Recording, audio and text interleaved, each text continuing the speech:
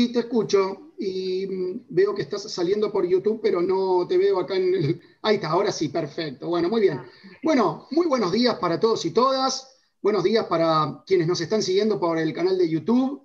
En la charla del día de hoy vamos a dialogar con dos personas a las cuales admiro profundamente y son la regente de nuestra escuela, la profesora Silvana Jiménez y la profesora también Elsa Guillermo. Elsa es la directora de una escuela del sur de la provincia de Buenos Aires, de un pueblo llamado Lobería, de la Escuela de Educación Secundaria Técnica número 1, Doctor Favaloro. ¿Sí?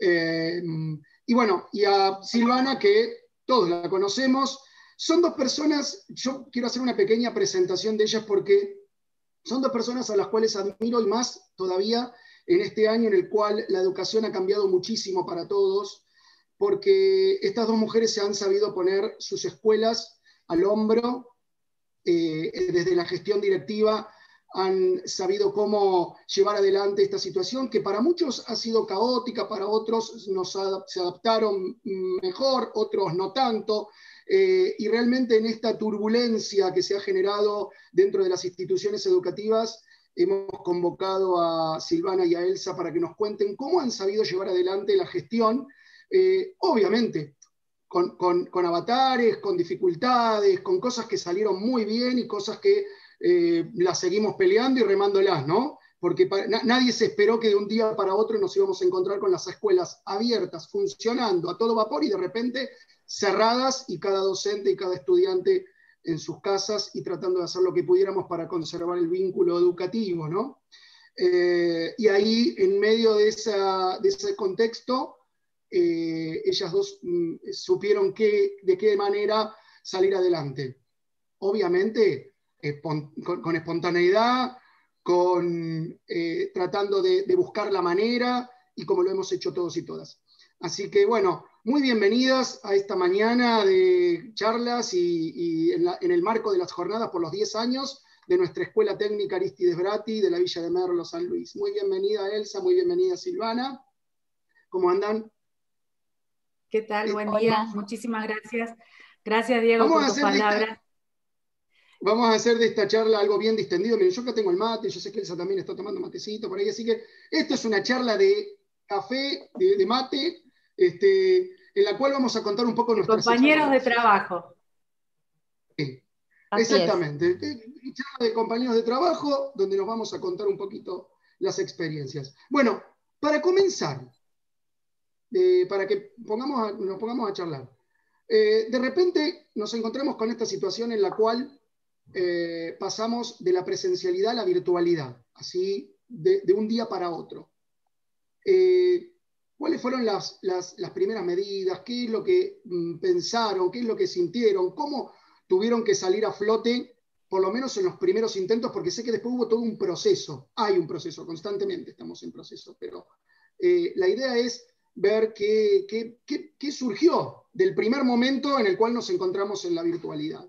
A ver, no sé quién quiere comenzar. ¿Querés, Elsa, comenzar vos? Bueno, muchas gracias. En principio, mandar un fuerte abrazo a toda la comunidad educativa de la Escuela Técnica número 34. Eh, Creo que es muy valioso poder tener estos espacios de intercambios. Son espacios para unir la educación técnico-profesional de la Argentina y poder fortalecernos y entender que este contexto nos hizo ver que la distancia que podamos tener, la distancia física, no nos impide trabajar colectivamente. Así que bueno, eso creo que es un poco para iniciar. En principio quiero presentar mi institución. Nuestra escuela es una escuela muy joven, nació en el año 2006, en principio como anexo de la técnica número 2 de Necochea, y en el 2007 se independiza como Escuela Técnica 1 de la ciudad de Lobería, iniciando como primera oferta educativa la Tecnicatura en Maestro Mayor de Obras. Y en el año 2013 incorpora, a partir del 2011 en realidad se incorpora la Tecnicatura en Electromecánica. Bien, por diferentes circunstancias, en el año 2017 fuimos reemplazando la tecnicatura en Maestro Mayor de Obras por la tecnicatura en Multimedios. Así que bueno, hoy contamos con estas dos últimas, con Electromecánica y Multimedios. Igualmente, por supuesto que siempre la aspiración es seguir creciendo como institución, y somos una escuela que ha podido ganarse un lugar en la comunidad y ha podido posicionarse en esta corta vida que también tenemos, como ustedes. Estoy viendo que son 10 años de su historia, así que creo que eso también es muy valioso, poder compartir escuelas que estamos iniciando un proceso, y que creo que lo iniciamos ya en un cambio de paradigma, ya en una mirada distinta, institucional. Y eso creo que también es una fortaleza, no es una debilidad. Tenemos la posibilidad de trabajar de una manera distinta. Y en esa forma distinta creo que nos abrimos más fácilmente a los cambios, ¿no? En nuestra institución, como a todas, el contexto de pandemia y el contexto de aislamiento, en un principio nos sorprendió y dijimos, ¿qué hacemos? ¿No? ¿Qué hacemos? ¿Cómo empezamos? ¿Cómo llegamos a los chicos? Porque uno puede pensar en ir haciendo prácticas virtuales, pero no la totalidad de la práctica en la virtualidad, ¿no? Entonces creo que esto nos pasó a todos, más o menos experiencia Más nos aún pasó para a una todos. escuela técnica, ¿no? Que tiene un porcentaje muy importante de la formación de nuestros estudiantes en materias que son prácticas, que son muy de palpar y de tocar, ¿no? Diríamos. Sí, sí. Exactamente. Bueno, Y entonces el cambio se dio por ahí, que después si quieren lo cuento, una vez que Silvana pueda contar la experiencia. Tuvimos como 3 grandes etapas de evolución. Eso es lo que pudimos vivenciar. Buenísimo. bien. Bueno, buenos días a todas las personas que nos siguen a través del canal de la escuela.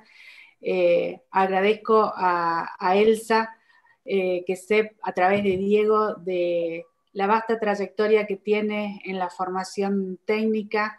Sé que es una persona muy bien formada, que es muy abierta, así que por la comunidad de la escuela técnica le doy la bienvenida y las gracias por estar participando de estas jornadas, de estos 10 años de la escuela técnica.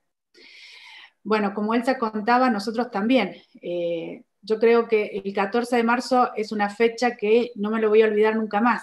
Fue el momento en Inolvidable que para todos. nos llegó la notificación de que pasábamos de la presencialidad y de tener la escuela llena de chicos con un primer año colapsado por la cantidad de alumnos que teníamos en ese momento, que eran 66 entre las dos divisiones. Realmente ese momento donde recibimos la noticia fue una cachetada directamente, pero fue una cachetada también que nos hizo reaccionar, porque como dice Diego, somos personas muy versátiles. El equipo que forma parte de la Bratil es versátil, y fuimos muy resilientes, creo que nos pudimos adaptar a la situación del momento. Obviamente que muchísimas cosas tenemos que mejorar. Nos autoevaluamos constantemente, pedimos esa constante autoevaluación para ir mejorando nuestra práctica. Yo ese 14 de marzo, cuando nos dijeron que probablemente volvíamos en un tiempo que era algo provisorio, realmente yo, por mi formación, que soy profesora en ciencias naturales, sabía que no iba a ser así. Sabía que de una decisión a nivel del gobierno de aislamiento, sabía que no íbamos a volver, y mirando también la proyección de lo que pasaba en Europa. Entonces, no era algo que teníamos que tomar medidas inmediatas. Como les decía hace rato, teníamos un equipo de profesionales que ya venían trabajando con los chicos con trabajos virtuales, pero no era la totalidad de las clases, lo mismo que le pasó a Elsa, y esto hizo que tomáramos todos esos recursos que estos docentes ya conocían, sumado a la experiencia de Diego, que la destaco porque Diego también se puso la mochila de ayudarnos en todo lo que fue la capacitación que hicimos a nivel de la escuela. Nos reuníamos por Zoom, aprendimos que existía la palabra Zoom y con Diego fue nuestro precursor y con este trabajo de compartir lo que cada uno sabía. Había quienes sabían editar video, otros que sabían manejar el Zoom, otros que sabían usar el Meet, otros que ya venían usando el Classroom. Entonces, esto hizo que la dinámica y la rueda empezara a funcionar. Así que bueno, esa fue nuestra experiencia al comienzo de todo esto. Hay una cultura en la educación secundaria, por lo menos acá en la Argentina, que somos como muy celulares, ¿no? Somos como muy independientes, muy como celosos de nuestras aulas, los docentes de educación secundaria. Nos pasa mucho eso. Y como bien dice Silvana, esta situación, digo, el cachetazo fue movilizarnos y decir, che, ya no pueden seguir trabajando solos, porque acá hay gente que sabe hacer algunas cosas, otros saben hacer otras, y otros lamentablemente quieren y por ahí no tienen los conocimientos y necesitan. Y estuvo bueno que me parece que nos pusimos como en plan de trabajar en equipo. Eso me parece que es lo que sentimos un poco. Pero así todo, una de las cosas que pusimos en el título de la charla, porque nos parecía interesante hablar, era el tema de estas libertades con las que nos encontramos. Nos encontramos con una libertad. Porque parece paradójico, ¿no? Porque estamos hablando de aislamiento, estamos hablando de confinar, estamos hablando de quedarnos en casa, pero al mismo tiempo nos brindó una libertad en los tiempos.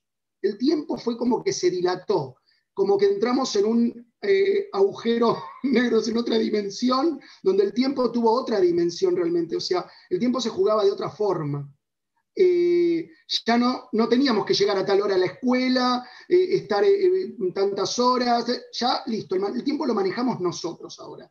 Y ahí apareció algo que me parece que tiene que ver con la gestión del tiempo, que algunos docentes, vamos a hablar de docentes y estudiantes, porque en realidad todos los que formamos parte de la comunidad educativa sentimos esto. ¿Qué pasó con esto de la gestión del tiempo? ¿Cómo vieron ustedes del lado de la gestión directiva la gestión del tiempo por parte de docentes y alumnos, ¿no? Y si hubo algunas medidas, algo para trabajar en ese sentido. No sé quién quiere tomar la palabra primero. Sí, si querés te cuento un poco. Dale, a ver. Dale, Diego. Cita, dale. Sí, mira, en principio, a ver, cuando esto comenzó, uno que pensaba, bueno, 15 días, un mes y volvemos. Después uno empezó a ver que eso ya no era posible, como bien cuenta Silvana. Y en este sentido, comenzamos con una primer propuesta ese primer mes, que tenía que ver con trabajos un poco más individuales y no tan estructurados en un cronograma, como, bueno, nos organizamos con formato papel que entregamos al inicio. Después, cuando empezamos a ver que esto no iba a concluir ahí en abril y que esto seguía, bueno, comenzamos con, como bien dice Silvana también, nuestras primeras reuniones de Zoom por Meet, a usar plataformas, a experimentar, a divertirnos, porque el primer Zoom era muy gracioso. No te escucho, sí te escucho, qué aprieto, dónde toco, bueno, esto, ¿no? O sea, reencarnos todos. Claro, era caótico, pero bueno, había que ensayar, porque después había que poder trabajar también con los estudiantes. Y en cuanto a eso y a la gestión del tiempo, uno empezó a ver que si no nos poníamos un orden, iba a ser caótico trabajar. Un orden en todo sentido, porque daba lo mismo mandar un mensaje a las 11 de la noche o a las 12 que a las 3 de la mañana. Tanto estudiantes como por ahí también al profe le pasaba que la actividad la terminaba mandando tarde porque no se había podido organizar más temprano por diferentes razones, porque hay que compartir dispositivos, porque a veces el internet de tu casa no funciona adecuadamente. Bueno, en ese sentido, lo primero que hicimos fue empezar a pensar por proyectos. Y acá ocurrieron dos cosas: el manejo del tiempo y también el manejo de ese tiempo para trabajar en equipo, que fue muy loco todo, ¿no? Hubo una situación en la que, por ejemplo, mientras estábamos en la presencialidad y tal vez nos cruzábamos varias veces, o los profes se cruzaban entre ellos en sala de profesores, no se podía lograr ese trabajo interdisciplinario de saberes, o se lograba de una forma más incipiente. En la virtualidad, lo que nos pasó es que surgieron proyectos donde hasta se pudieron relacionar la totalidad de las materias de un año. Entonces, ¿cómo tomamos esto de administrar el tiempo? Uno tuvo esos tiempos también como docente para poder articular con sus pares, encontrar esos espacios, esos horarios y esos lugares que antes, viéndonos en la escuela, en un espacio físico real y concreto, no sucedía, ¿no? Entonces creo que ahí hubo como dos cosas que ocurrieron. La dificultad que a todos se nos generó, que si no nos armábamos una agenda de trabajo, se nos hacía súper difícil. Enseñarle también a los estudiantes a encuadrarlos en una franja horaria, y por el otro lado, poder aprovechar esa libertad de tiempo para podernos encontrar en un proyecto educativo común, en una propuesta áulica común. Y eso creo que fue sumamente enriquecedor. Buenísimo. Sí, tal cual, buenísimo. estoy totalmente de acuerdo con Elsa. A nosotros nos pasó exactamente lo mismo. Nosotros nos encontramos abocados, nos generaba mucha angustia y mucha preocupación el tema del séptimo año, que eran los chicos que egresaban y que egresan con un título de maestro mayor de obras, con todas las incumbencias que ese título implica. En este contexto, digamos, nuestro primer objetivo fue apuntalar a estos chicos, y el equipo de docentes de séptimo año se acopló no solamente con séptimo, trabajaron de manera interdisciplinaria, sino que nos bajamos a sexto, a quinto, a cuarto, todos los docentes se abocaron para trabajar en un proyecto interdisciplinario y poder contener a estos chicos. Digamos, eso fue maravilloso, digamos, fue un logro por parte de nuestra escuela lograr ese compromiso en el trabajo, y hoy estoy tranquila de que estos chicos en diciembre hay un grupo de ellos que está en condiciones de egresar. Casualmente por este trabajo interdisciplinario y de compromiso que se hizo por parte de los docentes. Y los otros días, sumado a todo esto, ¿no?, a todas estas dinámicas que se generaron para trabajar, hablaba con los padres sobre la importancia de administrar la libertad, porque si bien la virtualidad nos estaba determinada por un aislamiento, también nos dio libertad. ¿Libertad en qué? Libertad en la organización de nuestros tiempos, en los momentos en que los chicos tienen para estudiar, para organizar sus tareas, en qué momento tienen los dispositivos tecnológicos en su casa para poder utilizarlos. Entonces, aparece toda una administración de esa libertad, y libertad en todos los sentidos en que nosotros podemos pensarlo, como un valor, como un derecho. Ahora los chicos podían gestionar sus tiempos, podían decir, voy a estudiar a la 1 de la mañana, porque en ese horario hay silencio en mi casa, tengo buen internet, me puedo conectar. Entonces veíamos que los chicos subían la tarea a las 3 de la mañana, y estaba bien. Y después, bueno, y los padres, la angustia de los papás, porque el nene ahora a la noche no dormía a la mañana.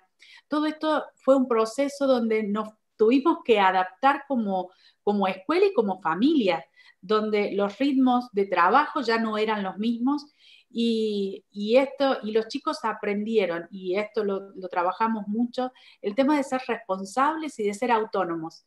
Y en este lugar es donde los papás se tienen que correr y decir, bueno, como papás le tengo que arbitrar todos los medios para que pueda estudiar en su momento, en sus tiempos, y yo correrme de esta angustia que me genera que no esté yendo a la escuela como padre. Así que ha sido un trabajo muy intenso el pensar la escuela desde este lugar, donde los chicos son los que administran esta libertad. Así que bueno, en eso estamos en un proceso todavía de adaptación. No podemos decir que está logrado el 100%, pero sí, muchos chicos se adaptaron, muchos. Muy bien, muy bien. Sí, la verdad que hemos vivido este proceso de adaptación. Yo creo que el hecho de que seamos una escuela técnica y que nuestros estudiantes en general tienen como un ritmo de mucha autonomía, ¿no? Donde tienen que administrarse muy bien los tiempos y las formas de hacer las cosas porque el tiempo es escaso, porque la actividad es mucha. Y me parece que eso también jugó a favor en la educación técnica, la cuestión de que los estudiantes ya tienen cierta habilidad o cierta actividad de autonomía. En muchos, en otros no tanto, y lo han tenido que ir formando esta habilidad sobre la marcha, ¿no? También nos ha pasado a los docentes y a las docentes esta situación de encontrarnos con esta libertad y tener que empezar a adaptarnos. A algunos les cuesta menos, a otros nos cuesta más. Pero bueno, es la situación en la que nos encontramos. En particular hay muchos teóricos de las tecnologías educativas, del e-learning, de la educación a distancia, que hablan concretamente de que los procesos de educación a distancia en general suelen fracasar o tener bajos resultados cuando uno quiere llevar lo mismo que hace en la presencialidad a la virtualidad. O sea, claro, lo mismo que yo estaba haciendo, la fotocopia, las preguntas, esto, lo otro, aquello, lo llevo directamente a la virtualidad y trato de hacer lo mismo. La virtualidad tiene sus propias reglas, tiene su propia pedagogía, tiene sus propias formas de ser, porque el estudiante que está del otro lado es un estudiante que está solo frente a su dispositivo, que puede ser un celular, una computadora, una tablet, o el celular de la mamá, del papá, que lo tiene durante 2 horas en el día nomás y cortados por ahí, ¿no? Entonces, y pensarlo al estudiante de esta manera nos hace pensar también como docentes, bueno, ¿qué hacemos ahora, no? ¿Cómo lo vieron ustedes esto de las actividades, las propuestas didácticas, las propuestas que hicieron los docentes, si estaban más inclinadas a esto de tratar de hacer lo mismo que en la presencialidad, o hubo realmente creatividad, cosas innovadoras, esos docentes que se pusieron a ser youtubers de un día para otro? ¿Tenemos estas experiencias en sus escuelas? ¿Cómo lo han visto? A ver, no sé si querés comenzar. Sí, antes había comenzado. A ver, como quieran. Sí, Sí. no, como quieran. Yo por ahí quería sumar algo a lo anterior y enlazar con esto, Dale, que tiene que ver, yo por ahí me muteo porque hay gente en mi casa, entonces así no sale todo lo que ocurre. Parte de esto, ¿no? Pero por ahí, en este sentido, lo que planteaba Silvana, y me parece que viene a colación de esto, y que tiene que ver, vos mencionaste una palabra que para dos cosas que cuando hablé con Diego la otra vez, parece que con Silvana nos hubiésemos conocido de años y de toda la vida, ¿no? Dos palabras claves que surgen acá y que nos hacen repensar la educación en su totalidad en nuestro país, y que tiene que ver no solo con el manejo del tiempo y la libertad, sino con el estudiante autónomo. Yo me pregunto, ¿cuán autónomos hacemos a los estudiantes en sus diferentes niveles? ¿Cuán autónoma contribuimos los docentes a construir esa trayectoria? Ya podemos empezar, o sea, a nivel inicial, la primaria, la secundaria, ¿sí? Porque a veces después nos cuestionamos, entre comillas, cómo le va al estudiante cuando ingresa al nivel superior, a la universidad, y todo lo que les ocurre. Pero hay algo que yo siento hace mucho que no lo hacemos a medias y que no nos sentamos a debatir de verdad, en profundidad, es el construir un estudiante que sea autónomo y autodidacta, que tenga la capacidad de gestionar su tiempo, de ordenarse una agenda de trabajo, no importa si la tarea la hace a las 3 de la mañana, él armará su propia agenda. El ser responsable. Creo que las escuelas técnicas tenemos como un plus esto de estar tantas horas adentro de la escuela, de trabajar en los talleres, de trabajar interdisciplinariamente, de tener que desarrollar un proyecto, a veces con un oferente de una práctica profesionalizante, a veces resolviendo una problemática de la comunidad. Ya el estudiante lo posiciona. Yo siempre digo que los estudiantes en la educación técnica yo los veo madurar mucho antes. ¿Sí? Es una apreciación, trabajo hace 22 años en agraria y técnica, o sea, en la ETP. Pero además de esto, digo, nos falta todavía poder trabajar en profundidad la construcción de herramientas de autonomía, de herramientas donde el estudiante dice, bueno, a ver, esto no lo entendí, pero lo puedo buscar acá, lo puedo encontrar en la nube, lo puedo googlear, porque sí hablamos de lo que es curar la información, de cómo tiene que brindar el docente la información al estudiante, pero creo que también se trata de trabajarlo a eso, y nos dimos cuenta ahora, ¿no? Ahora en este contexto y en esta situación, que muchos de nuestros estudiantes no estaban preparados para trabajar solitos en su casa. Y cuando digo solitos es pensando que por ahí tenían papás que eran esenciales y que tenían que estar trabajando. Y como vos decís, que trabajaban, o sea, que hacían la tarea en la noche y en la mañana dormían y lo mandaban en otro horario. Bueno, todo esto creo que nos tenemos que sentar a conversarlo de verdad, ¿no? De verdad. Ese es un poco mi reflexión respecto de lo que nos ha ocurrido. Como sistema educativo, digo, ¿no? En general. Tal cual. Elsa, con respecto a lo que vos estás diciendo, te quiero agregar lo siguiente, que esto que les pasó a los chicos y a las familias, les pasó a los docentes. No, Ahora, totalmente. Los docentes ya no podemos pensar una clase como la que veníamos dando en el 2019. Y esto es un trabajo de reflexión constante que hace que para el 2021 nuestras clases, donde es muy probable que estén combinadas la virtualidad con la presencialidad, nos vamos a encontrar con chicos que ya van a ser autodidactas, que van a ser autónomos. Entonces yo no puedo ir a una clase como docente y decir, bueno, vamos a copiar y pegar preguntas o vamos a resolver un cuestionario. O sea, como docentes, la virtualidad también muestra las fortalezas y las debilidades que como docentes tenemos. Entonces, quedaron totalmente expuestas.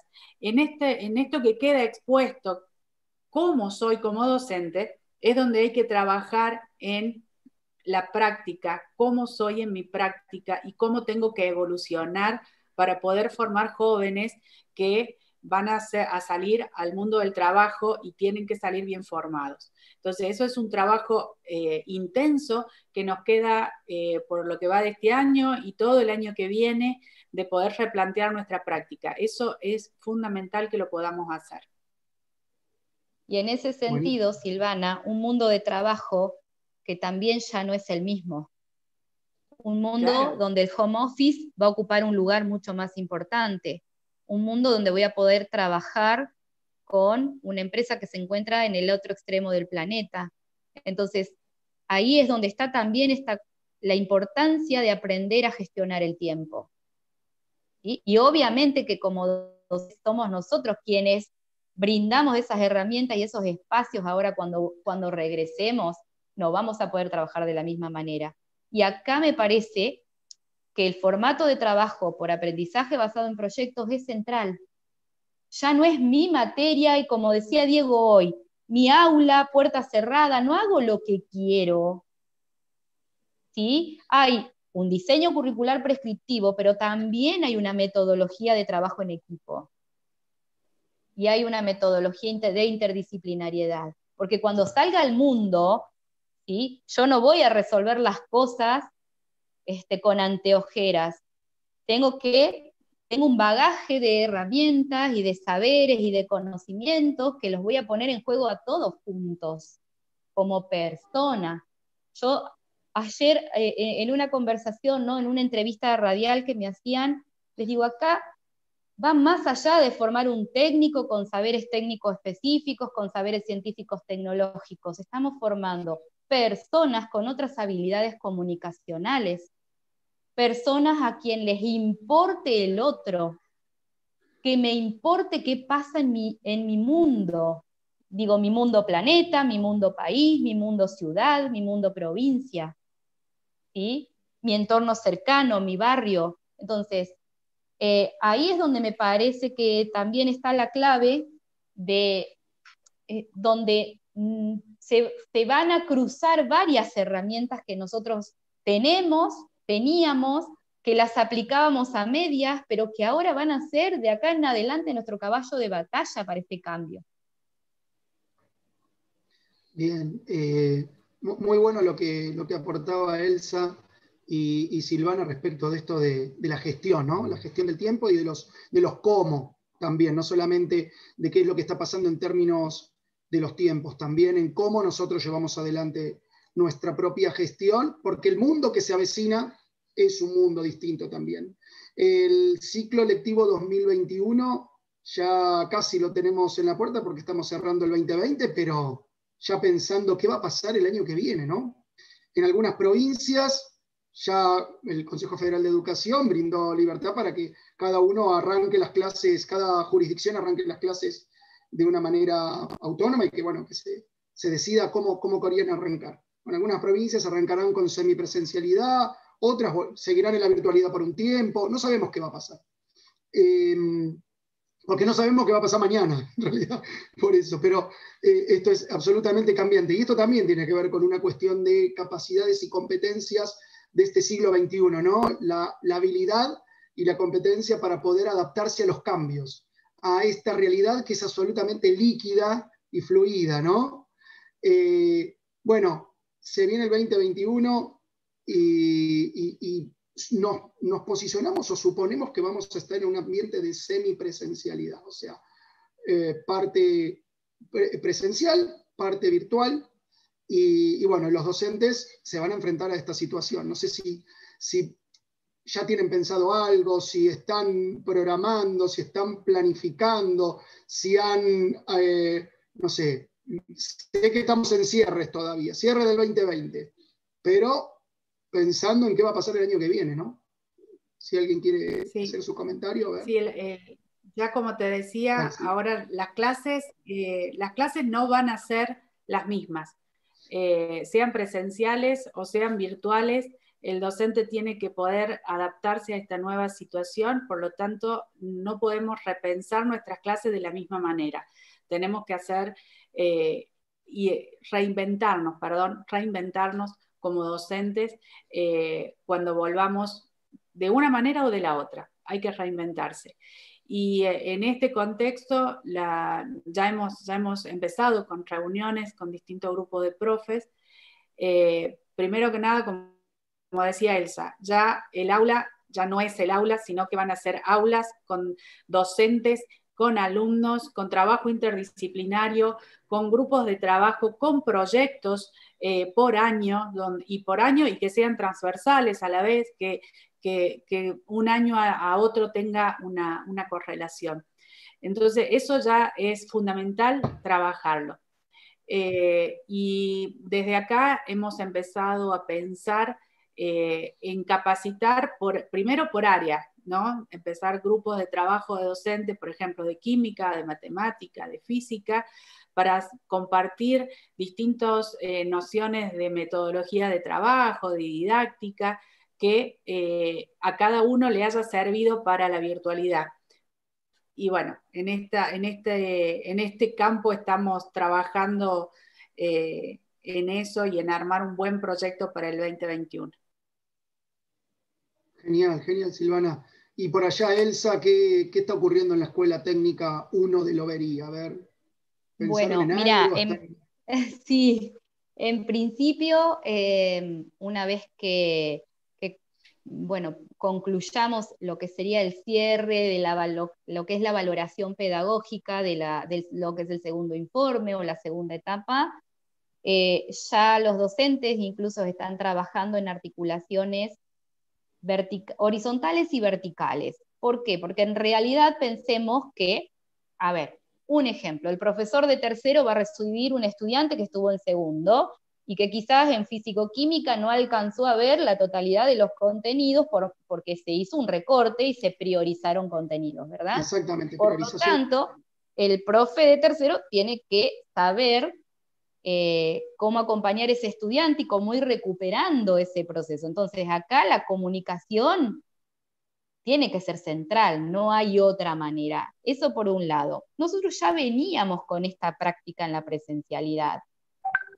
ya trabajábamos de esa forma, incluso cuando un estudiante, por alguna razón, un espacio curricular no lo había acreditado, es decir, entre comillas, tenía la materia previa, el docente del año siguiente que tenía una materia afín, que podía ser, por ejemplo, si era una matemática, la continuidad de esa matemática, lo ayudaba, se ponía en contacto con el docente del año anterior, y como era él quien lo tenía en su aula, lo ayudaba a prepararse para rendir y acreditar esa materia. Y eso nos dio muy buenos resultados. Lo implementamos 2018 y 2019, y nos dio mucho resultado al momento de ver la estadística de los estudiantes que se presentaban a las comisiones evaluadoras. Porque, ¿qué es lo que veníamos viendo? Que el estudiante pasaba al año siguiente, por diferentes razones no se presentaba a la comisión evaluadora o no la quería rendir, y ya después era como que se olvidaba. Y eso no nos puede ocurrir, porque pensemos, si un estudiante tiene un espacio curricular que adeuda su acreditación, lo hace porque evidentemente hay un saber del cual no se apropió, ¿cierto? Por lo tanto, eso influye en la continuidad de la materia en el año siguiente. Entonces, yo soy docente de un área y tengo un estudiante que adeuda la misma área del año anterior, y tengo que saber que ahí hay una falencia sobre la que me tengo que apoyar y tengo que acompañar y tengo que fortalecerlo para garantizarle una buena trayectoria en esa materia ese año, ¿sí? Entonces, por un lado está eso, lo que llamamos articulación a nivel vertical. Y por el otro lado, venimos ya trabajando mucho la articulación horizontal por proyectos y la interdisciplinariedad y la articulación de saberes, porque también a veces está esto que decís, bueno, pero yo no puedo articular todos los contenidos de mi materia con los contenidos de la materia de tal y tal y tal. Bueno, pero sí podemos articular saberes, sí podemos seleccionar por trimestre un saber puntual para articular con otro. Entonces, y acá aparece algo que es central, Diego. Capacidades también de los chicos. Claro, exacto. Aparece algo que es central. A esto me refería, Silvana, esto que mencionás. Si nosotros no podemos trabajar en equipo, ¿cómo vamos a enseñar eso? ¿Cómo vamos a generar eso, ese contexto de trabajo? No hay forma, no hay otra forma que no sea generando entornos abiertos. Y les voy a contar algo que habíamos armado para implementar este año y que no lo pudimos desarrollar por este contexto, pero está pendiente al volver a la presencialidad. La escuela ya no va a tener más el aula de primero A, de primero B, de segundo, no, entornos formativos. Todos son entornos formativos. Esos espacios se van a transformar en un entorno de ciencias, en un entorno de la comunicación, en el entorno de las ciencias sociales. ¿Por qué? Porque eso le va a permitir al estudiante de los diferentes años ingresar a ese espacio, rotar por diferentes espacios de la escuela, con lo cual vos ganás mucha más pertenencia y cuidado de la totalidad de los espacios de la escuela, y a su vez, ese entorno, si es un entorno de ciencias naturales, va a estar ciencias naturales, físico, química, física, biología. También los docentes se apropian de ese espacio, lo acondicionan para que ese espacio tenga láminas, tenga experimentos, tenga lo que sea en el área que sea, ¿no? Lo que se necesite, el recurso que se necesite para enriquecer ese espacio. Ahora bien, eso también cambia toda una dinámica, porque hay algo que voy a retomar que ustedes dijeron al inicio, ¿no? Ya no cierro la puerta del aula. Mi espacio ya es transparente. El otro ve cómo trabajo. Y yo veo cómo trabaja el otro. Y acá no tenemos que tener miedos. No hay que tener miedos a ser mirados. Todo lo contrario, tenemos que abrirnos a ser mirados, porque tal vez no sabemos que todos tenemos, obviamente, virtudes en algunas áreas y en otras falencias, ¿no? Pero eso nos muestra cómo somos. Así somos, ¿no? Con potencialidades, con ventajas, con desventajas, con pasiones. Entonces, cuando yo me muestro así ante mi colega, puedo generar otra clase de vínculo de comunicación con mi par. Y ahí es donde nacen las articulaciones. Y ahí es donde yo le puedo mostrar al estudiante que no importa el potencial de cada uno, que no importan los gustos de cada uno, somos un equipo de trabajo y nos complementamos. Pero primero lo tenemos que vivenciar los adultos, eso al menos es lo que siento. Si los adultos no vivenciamos esa experiencia, no podemos generar eso en el estudiante. Porque el estudiante, ¿qué ve? Que entra un profe, sale el otro, entra uno, sale el otro, se saluda, se cruzan, pero no pasa más que eso. Para lo cual creo que hay que generar un montón de condiciones. Primero desde nosotros como personas, abrirnos desde otro lugar. ¿Sí? Perder esa vergüenza que el otro esté mirando mi trabajo. Mostrarle mis formas de trabajo para enriquecer a mi par. Entender que nadie es mejor que el otro. Exacto. Exacto. Sí, tal cual. Bueno, y les cuento que hay algunos comentarios, muy bueno lo que decía Elsa. Hay algunos comentarios, bueno, Alejandro Miles, un profe de la escuela, que dice muy bueno el análisis por parte de Elsa. Después Cecilia Analís, gracias a la escuela por todo el apoyo y la contención que hacen a los chicos. Jorge Gico es un ingeniero docente también de la escuela, que coincide con lo que estamos hablando, el análisis que se va haciendo de esta situación que se fue viviendo en la escuela. Y dice también Jorge, considero que el esfuerzo fue grande y nos desgastó. Es cierto, hubo un trabajo muy, muy fuerte por muchos y muchas docentes. Este tiempo que viene dará el aire y el espacio de reflexión para acomodar mucho mejor lo que viene para adelante, seguro. Me parece que necesitamos ese momento en el cual parar la pelota, porque claro, en la vorágine de estar teniendo que mantener la presencialidad en la virtualidad. ¿Cómo? Sí. Perdón, Silvana, tuvimos un año muy intenso, en donde hubo profes que trabajaron al 100%, y esta mirada que están haciendo ahora los docentes, decir, bueno, a ver, ¿dónde estoy parado? ¿Qué hice bien? ¿Qué hice mal? Este proceso de poder evaluarme como docente, implica ahora tomarnos un tiempo que es sumamente necesario para retomar. Esto que comentaba Elsa de hacer estas aulas abiertas era nuestro proyecto para este año. Nosotros íbamos a dar el puntapié inicial en este año 2020. Lamentablemente no lo pudimos hacer, digamos, de la manera en que lo habíamos pensado, pero sí se logró muchas cosas, se lograron muchos avances de trabajo en conjunto con los docentes. O sea que el puntapié se dio de otra manera, pero sí comenzamos y esperamos el año que viene poder lograr estas aulas abiertas y aprender a confiar en mi colega, aprender a abrirme y dejar que lo que no sé quede expuesto y lo pueda aprender, y por otro lado enseñar lo que sé. Eso es fundamental poder trabajar. Buenísimo, sí, sí, la ¿Sabés qué es? transversalidad también, no solamente en cuanto a contenidos y habilidades entre los cursos y con nuestros estudiantes, sino la transversalidad para nosotros como Exacto. profesionales, una transversalidad profesional también, ¿no? Muy, muy interesante, ¿cierto? Por Sí, ahí venimos de una cultura, Diego, una cultura sí, que castiga el error.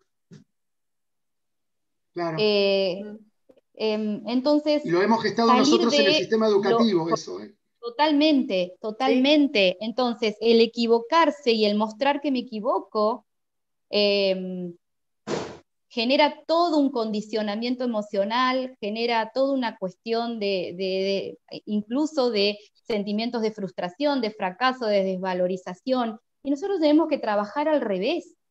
Tenemos que trabajar para que todo eso no pase, ¿sí? Para que el fracaso, entre comillas, no sea entendido como algo negativo, porque en realidad no existe fracaso, lo que existe es equivocarme, que algo no funcione y volver a empezar, existe el volver a intentar, el entender que quizás este no era el camino, pero era este otro, y ahí es donde vamos a construir la autonomía de los estudiantes.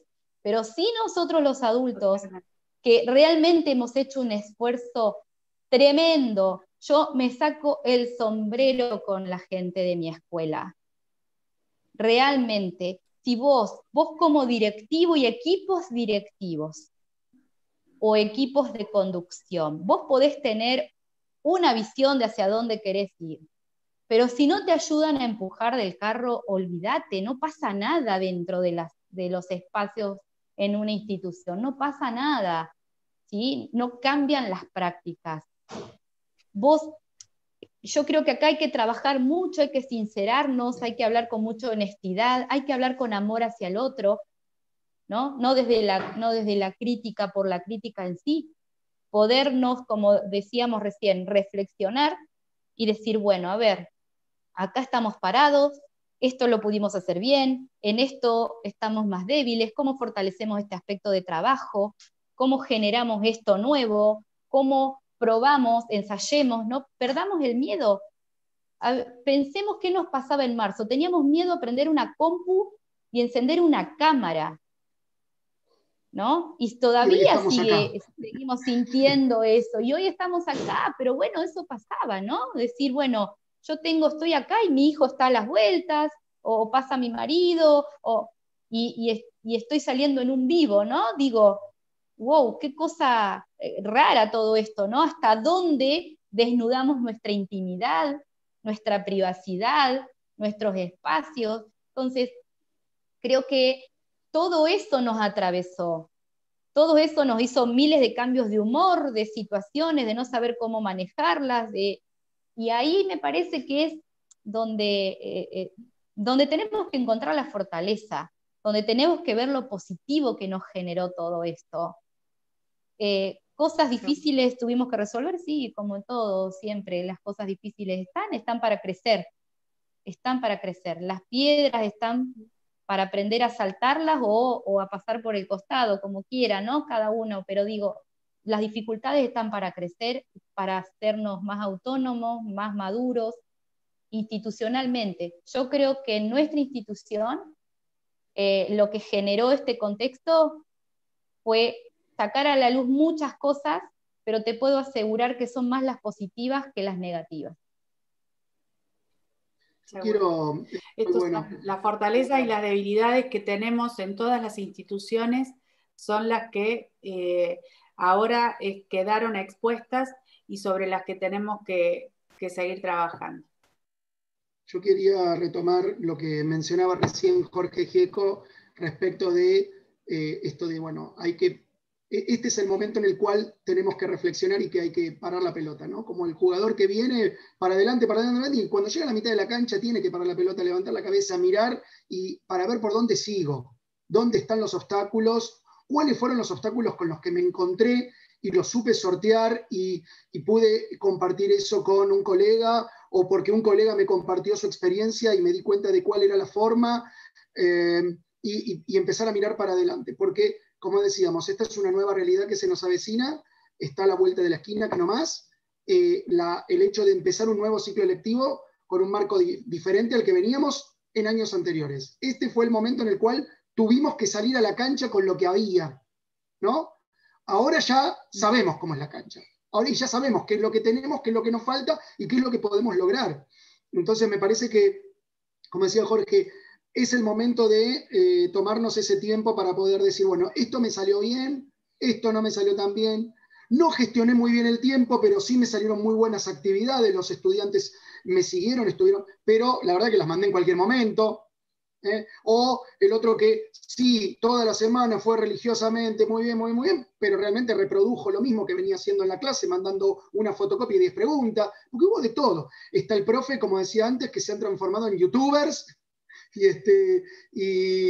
han hecho videos espectaculares. Hay casos en los cuales docentes que han hecho maravillosas experiencias de didácticas basadas en tecnologías, pero que no han sido utilizadas por ahí por colegas o no han sido compartidas. Entonces, estuvo bueno lo que hizo, pero quedó en la soledad de su propia producción. Entonces, digo, a ver, a mí me salen bien los videos, chino, y yo tengo una buena posibilidad de, no sé, de generar consignas. Bueno, dale, a ver, loco, laburemos juntos, ¿no? Esta cosa de buscar la transversalidad profesional también. Así que, no, buenísimo. Che, vamos por casi una hora de charla. Casi una hora. Voy a mirar un poquito, sí, a ver qué mensajes tenemos pero la verdad que todo hasta ahora son halagos. Andrea López, que dice excelente charla. Por ejemplo, bueno, Hernán Soy, otro profe de la escuela, el contenido de la charla es muy enriquecedor, felicitaciones, muy bueno todo lo que están comentando, dice Facundo Meira. Feli dice que alumno ¿qué de la año escuela, difícil? Facundo. Sí, Facundo. Feli dice, ¿qué año difícil para educar? Vaya si lo fue, si lo es. Estamos todavía, bueno. Karina Lucero que nos felicita, muy buena charla. Indy Sima dice, bueno, no sé quién es. Y después, bueno, Marión dice, excelente análisis de la realidad y mejor visualización del trabajo que se viene para la materia, para la educación. Verónica Sánchez que nos felicita. Bueno, a mí yo me siento muy feliz.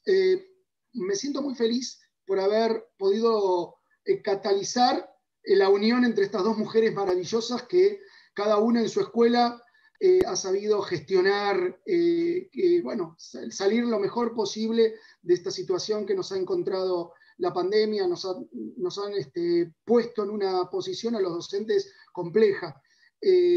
La seguimos peleando, por supuesto. No hay otra forma de hacer las cosas y realmente tanto Elsa como Silvana, a Silvana, bueno, la conozco de primera persona porque trabajamos juntos en la escuela y a Elsa la conozco hace ya un par de años, hemos tenido una experiencia de formación en una capacitación juntos y desde ese momento me parece que hemos logrado coincidir ideas y formas de ver la educación y por eso yo sabía que juntarlas a las dos iba a ser una buena idea.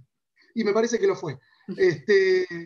Bueno, muchas gracias. Bueno, Diego, gracias. Si bien nosotros, te quiero agregar algo, si bien nosotras somos tanto Elsa como yo creo que vamos a estar de acuerdo en esto, somos las caras visibles en este momento, las que estamos representando una institución, pero al lado nuestro, acompañándonos, está un excelente equipo de profesionales, de docentes, que trabajaron ahí, al pie del cañón y que hicimos todo lo que se logró este año fue en equipo. Así que eso lo quiero destacar. Totalmente, bueno, Silvana. Como dije anteriormente, no hay forma si no es trabajando como equipo institucional. No hay otra manera de llevar adelante esto, respetándonos, valorando la labor del otro, los esfuerzos del otro. Y yo creo que se viene realmente un cambio significativo en la educación argentina. Hay algo que creo que no podemos perder y es entender que los enseñantes somos aprendices todo el tiempo. Si nosotros nos vemos como aprendices, podemos crecer como persona, pero también a su vez ayudar a crecer a todos los que nos rodean. Si nosotros adoptamos esa actitud en nuestros espacios profesionales, creo que somos los únicos transformadores de esto. No esperemos que las transformaciones lleguen desde algún otro lugar. Las transformaciones se inician de adentro hacia afuera, nunca desde afuera hacia adentro.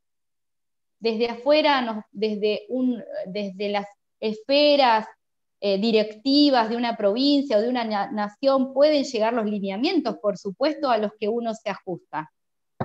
Pero si no iniciamos a transformarnos institucionalmente, no va a pasar nada. Insisto, vamos a cerrar las puertas de nuestras aulas y vamos a seguir dando una clase tradicional, o como pasó que por ahí Diego decía, bueno, sí, tenemos la tecnología, pero seguimos dando una clase tradicional, lo cual no lo juzgo, porque no sabíamos cómo hacer, pero ahora sí creo que nos abrimos a poder construir cosas distintas, formas distintas, y perder el miedo a experimentar. Las escuelas son grandes laboratorios para experimentar. Como docentes en nuestra práctica y los estudiantes, el espacio para experimentar, el espacio para equivocarme, el espacio para probar cosas distintas, para probar caminos distintos. Entonces, tenemos que poder generar ese cambio de conciencia dentro de nuestras instituciones educativas.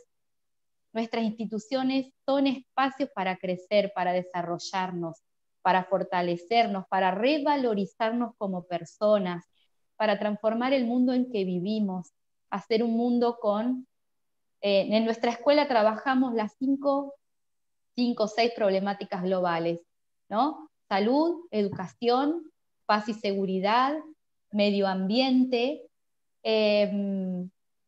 y los proyectos tienen que rondar en torno de eso. No esperemos que alguien venga a solucionarnos la vida, el mundo o el lugar en el que vivimos. Y yo no les enseño conciencia ambiental, no empiezo por mí siendo una persona, un individuo con conciencia ambiental, no voy a poder transmitir eso, ¿no? No voy a poder generar ese espacio de reflexión. Y ahí es donde está la clave. Creo que eso es lo que va a transformar la educación argentina, ¿no? Hoy por hoy es lo que veo, ¿no? Digamos, y creo que coincidimos con Diego y con Silvana, me parece que coincidimos y parecemos como escuelas hermanas, ¿no? Porque sin conocernos hemos pensado formas similares de trabajo, hemos pensado formas de gestión, y acá hay algo importante también, y no menor. Los equipos de gestión institucional, de conducción institucional, también tenemos que tener la posibilidad de capacitarnos y de fortalecernos, para poder fortalecer a nuestro equipo institucional, ¿no? de docentes. Bueno, muy bien. Tal cual. Muchas gracias, Elsa. Escuchaba Gracias porque vos sos la invitada. Sí, decime, sí, Ivana, dale. Sí, no, le escuchaba a Elsa y me acordaba de las palabras que siempre le digo a mis alumnos, ¿no? A mis estudiantes. Y porque hay una historia, un cuento que habla de que el alfarero en sus años tardíos crea una obra maestra y se la da a sus alumnos. Y ese alumno que fue elegido rompe esa obra maestra en 1000 pedazos para juntar cada uno de los pedazos y reconstruir su propia obra, ¿no? Yo creo que es eso lo que hacemos también, ¿no? Si bien no es una obra maestra lo que hacemos dentro de las aulas, porque hay muchas cosas para replantearnos, pero sí damos lo mejor de nosotros, sí damos cada día de nuestra vida, porque amamos la educación, porque estamos en esto trabajando con todo el profesionalismo y que se puede y que tenemos.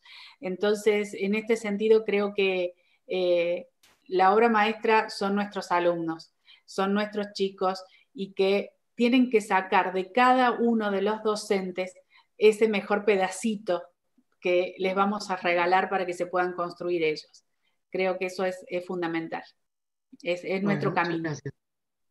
Gracias, Elsa. Decía, bueno, vos has sido invitada para participar de esta charla. Te damos un saludo enorme, muchas gracias por participar. Como yo siempre digo, esa es la generosidad. En cuanto le dije a Elsa, ¿querés participar de una charla? Sí, decime, poné el horario, poné el día, lo que vos quieras, dale, porque sí, está buenísimo esa generosidad y esta forma también de hacer redes, ¿no? Aunque sea a partir de contar una experiencia, contar la experiencia de qué pasa en mi escuela, contar la experiencia de qué pasa en tu escuela, pero ya es establecer un vínculo que nos ayuda a crecer a todos. Así que, bueno, muchas gracias, Elsa, por estar en esta charla, No, en este conversatorio. súper agradecida y como dice Silvana, uno es la cara visible, pero en realidad hay todo un equipo de trabajo atrás sosteniendo esto y a veces sosteniéndonos a nosotros también, ¿no? Bien, Totalmente. bien. Y bueno, muchas gracias, Silvana, también, nuestra regente. Gracias por esta charla, pero gracias por todo lo que haces. Acá hay algunos comentarios donde, bueno, nada, te tiran flores de todos los colores. Bueno, y a todos los que nos escuchan y las que nos escuchan, nos están viendo por YouTube, recordarles que estamos en una semana de jornadas por nuestros 10 años, conmemoramos nuestros primeros 10 años de vida. Ayer estuvo nuestra directora contando la historia de la escuela y cómo se gestó este proyecto y cómo llegamos hasta aquí. Pero seguimos, hoy tuvimos la charla con Silvana y con Elsa, maravillosa experiencia de poder escuchar cómo estuvimos saliendo adelante este año frente a viento y marea y contra todas las cuestiones que nos fueron ocurriendo. Y para mañana tenemos una charla muy interesante del profesor Alejandro Anchava, que nos va a hablar sobre estos 15 años de la Ley de Educación Técnica y un poco la historia de la educación técnica, realmente vivida en primera persona porque Alejandro ha llevado una trayectoria muy vasta y extensa en gestión en educación técnica, ¿no? En la provincia de Buenos Aires, en Nación, y bueno, y nos va a contar un poco cómo fue esta historia de pasar de las viejas escuelas técnicas previas a la Ley Federal de Educación, luego la Ley Federal de Educación, donde las acharon y desaparecieron prácticamente, y luego el renacimiento a partir de la Ley de Educación Técnica del año 2005. Bueno, luego el jueves tenemos a un profesional que nos va a hablar sobre higiene y seguridad, así que una deuda pendiente a veces en la educación técnica y muy presente y muy importante en el mundo del trabajo y del mundo laboral. Necesitamos en las escuelas técnicas tener una formación mucho más amplia en lo que es el cuidado de los trabajadores y las trabajadoras. Y bueno, y el viernes ya tenemos a nuestros docentes de la escuela, el ingeniero Daniel Rola, va a estar también Mauricio Sierra y el ingeniero